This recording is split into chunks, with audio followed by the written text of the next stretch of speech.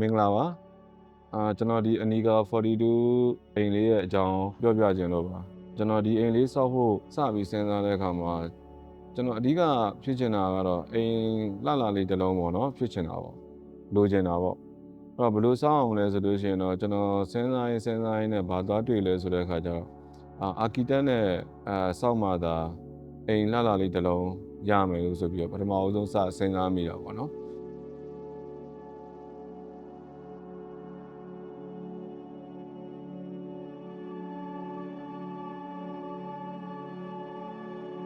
စဉ်းစားမိရင်ကျွန်တော် online နေရှာရင်းနဲ့တိုက်တိုအာကီတက်ကိုကျွန်တော်သွားတွေ့ခဲ့တာပေါ့နော်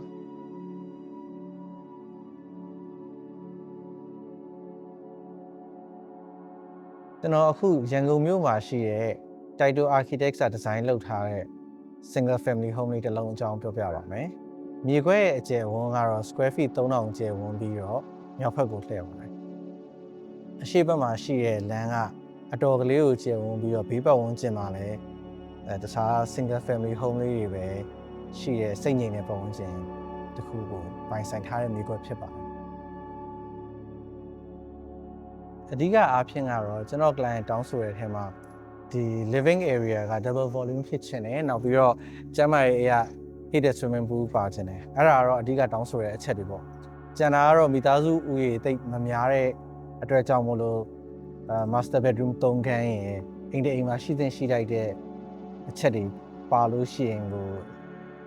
ဒီဇိုင်းလုပ်ဖို့အတွက်လုံလောက်တဲ့အချက်တွေဖြစ်နေပါပြီပထမဆုံးအနေနဲ့လိုအပ်ချက်တွေကိုနေရာချကြည့်တဲ့အခါကျတော့ဒီမဖြစ်ထည့်ပေးရမယ့်ရေကူးကန်ကသိပ်မကြီးပဲဒီအိမ်ရဲ့ main feature ဖြစ်သွားနိုင်တယ်ဆိုတာကိုသွားပြီးတော့တွေ့တယ်။နေရောညပါဘယ်အချိန်မဆိုအိမ်ရဲ့နေရာတော်တော်များများကနေပြီးတော့ဒီရေကူးကန်ကိုတွေ့မြင်ခံစားလို့ရစေခြင်းတယ်။အိမ်ထဲကိုဝင်တော့မယ်ဆိုလို့ရှိရင်လည်းမြင်ရခြင်းနဲ့living space ဒီ dining space တွေနောက်ပြီးတော့အိမ်ရဲ့အဓိကအိမ်ခန်းတွေကနေလည်းမြင်ရစေခြင်းအဲဒါကြောင့်စဉ်းစားကြည့်လိုက်တဲ့အခါကျတော့ဒီရေကူးကန်ကဒီမတူညီတဲ့ဇုံတွေကိုချိတ်ဆက်ပေးရမယ်ဆိုတာကတော့တိတ်ကိုသေချာသွားခဲ့တာပေါ့နော်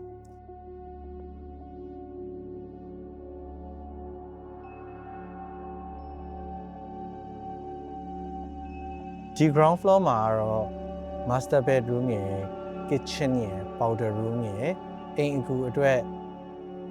ရေချိုးခန်းအိမ်သာတွဲရက်ကလေးရယ်နောက်ပြီးတော့ဒီ open plan လုပ်ထားတဲ့ living dining နဲ့ island counter တွေပါပါတယ်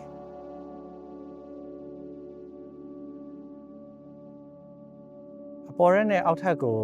တက်မဲ့လှီကားကဒီ living space ထဲမှာပဲ floating stair အနေနဲ့ထည့်သွင်းပြီးတော့ design လုပ်ထားပါတယ်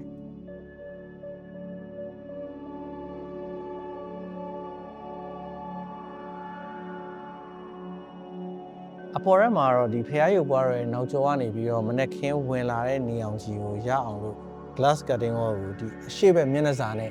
တစ်ဆက်ထဲဖြစ်အောင်လို့ဖန်တီးထားပါတယ်။ရေကူးကန်ရဲ့အပေါ်တဲက first floor နေရာမှာဘာအခန်းမှမထားဘဲနဲ့ slab တစ်ခုလုံးကိုဖြုတ်ပလိုက်။အဲ့တော့ဘာဖြစ်လဲဆိုတော့အဲ့ slab ကိုဖြုတ်လိုက်တဲ့အတွက်ကြောင့်မို့လို့ master suite ကအိမ်ရဲ့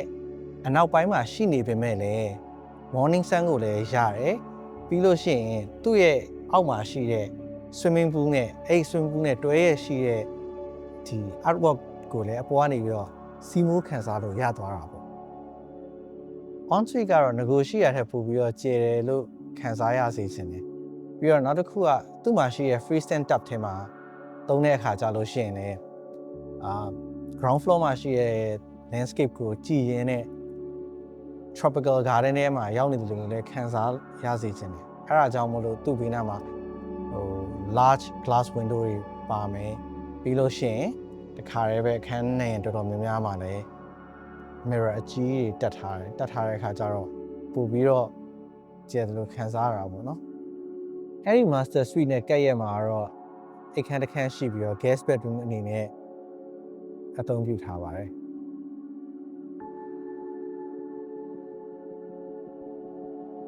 အိမ်ရဲ့အပြင်ဘက်နေရာနေမှာကတော့ဒီ glass curtain wall တွေနဲ့ large format တွေကိုအများဆုံးအသုံးပြုထားပါတယ်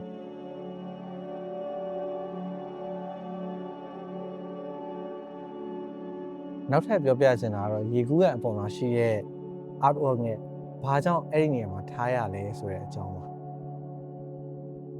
ဒီအိမ်ကိုလမ်းပေါ်ကနေလှမ်းကြည့်လိုက်လို့ရှိရင်ရေကူးကန်အပေါ်မှာရှိတဲ့မျက်နှာချက်နေရာကျွန်တော်အကြိုက်ဆုံးနေရပဲအဲ့ဒီနေရာလှုပ်ရှားနေတဲ့ရေပြင်ရဲ့ reflection ကိုနေ့ရောညပါသူကလက်ခံပေးထားတာကိုကြိုက်တယ်စောစောကပြောခဲ့သလိုပဲအဲ့ဒီနေရာကဒီအိမ်ရဲ့ main feature ဖြစ်နေသလိုအဲ့ဒီနေရာမှာနေအောင်ထိလေးလှလေးဆိုတော့ရေကူးကန်ရဲ့အပေါ်မှာဝဲပြန်နေတဲ့ sculpture လေးတစ်ခုရှိရင်ပို့ပြီးတော့လိုက်ဖက်မယ်လို့စဉ်းစားမိတယ်ကျွန်တော် client ကလည်းသဘောတူတဲ့အတွက်ကြောင့်မို့လို့ကျေးနီကျေးဝါတွေနဲ့ပြုလုပ်ထားတဲ့ floating sculpture တစ်ခုကို artist နန်းနန်းကနေပြီးတော့အဲ့နေရာမှာထည့်ပြီးလုပ်ပေးခဲ့ပါတယ် landscaping ဘိုင်းနဲ့ပတ်သက်ပြီးပြောရမယ်ဆိုလို့ရှိရင်အိမ်ရဲ့မျက်နှာစာအချမ်းမှာတော့မှခြံထဲနဲ့ခြံအပြင်ဘက်ရှိတယ်ခြံရဲ့အပြင်ဘက်မှာငကိုရှိပြီးသားတရုတ်စကားပင်တစ်ပင်ရှိတယ်အဲ့ဒါကိုဒီတိုင်းပဲထိမ့်သိမ်းထားပြီးတော့သူ့ရဲ့အောက်ခြေမှာမြက်ခင်းလေးထည့်ပေးလိုက်တယ်ကြည့်လိုက်လို့ရှိရင်ခြံရဲ့အပြင်ကနေကြည့်လိုက်တာနဲ့အဆောက်အဦကိုအနှောက်အယှက်မဖြစ်စေမဲ့ landscaping ပုံစံမျိုးကိုပဲဒီခြံရဲ့အရှိဘက်မှာစဉ်းစားထားခဲ့တယ်။အိမ်ရဲ့အနောက်ဘက်ပိုင်းမှာကတော့ tropical garden ပုံစံမျိုးကိုဖန်တီးခြင်းတဲ့အတွက်ကြောင့်မို့လို့ plant material ကိုရွေးတဲ့အခါမှာအနေအမြင့်မတူရွယ်အစားလည်းမတူတဲ့အပင်တွေကိုရောဆက်ပြီးတော့ဖန်တီးခဲ့ရပါတယ်။ tropical garden ပုံစံဖန်တီးလိုက်တဲ့အတွက်ကြောင့်မို့လို့အောက်ထပ်မှာရှိတဲ့ master bedroom အတွက်လည်းအကျိုးရှိသလိုအနောက်ဘက်မှာရှိတဲ့အခြားအိမ်တွေနဲ့လည်း green buffer အနေနဲ့ကာရံပြီးသားဖြစ်သွားတာပေါ့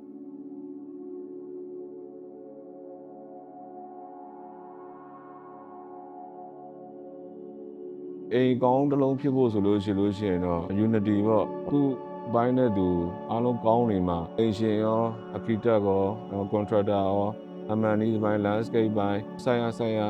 team တွေအားလုံးကတက်ညီလက်ညီနဲ့အကုန်တူတူပေါင်းစည်းပြီးလုံးမှသာဒီလေးရှိတဲ့အိမ်လေးတစ်လုံးထွက်လာပြီလို့တော့ကျွန်တော်တွေ့ရတာပေါ့နော်အိမ်လေးဆိုလို့ရှိရင်တော့အခု2နှစ်နဲ့3လနီးပါးလောက်ကြာတဲ့အခါမှာအရေးသွေးရှိတဲ့အိမ်လေးတစ်လုံးတော့ပိုင်ဆိုင်ခဲ့ပြီပေါ့နော်